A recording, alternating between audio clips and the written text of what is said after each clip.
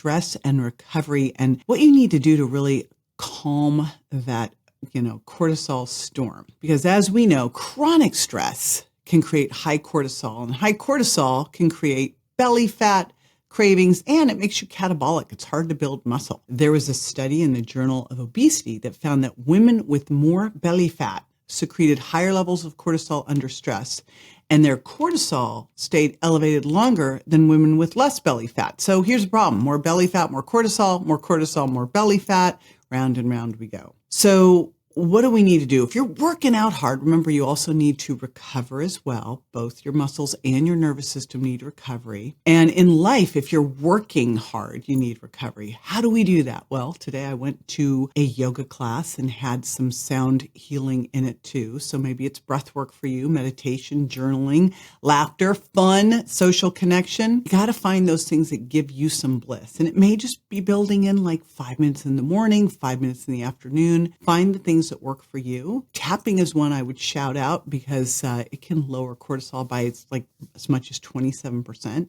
Supplements are great too. Things like B vitamins, magnesium, adaptogens like ashwagandha and rhodiola can really help here. So these can be things. Licorice can also help keep cortisol around if you're more in adrenal exhaustion. And sleep.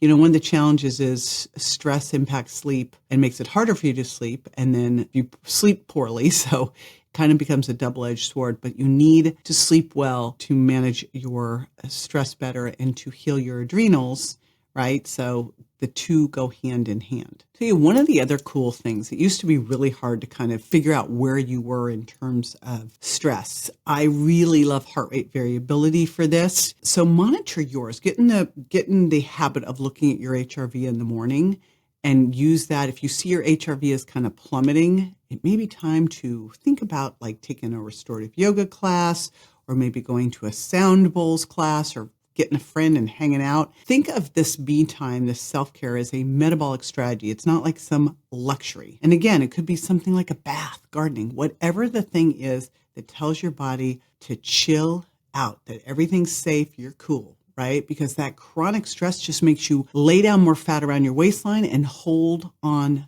tight to it.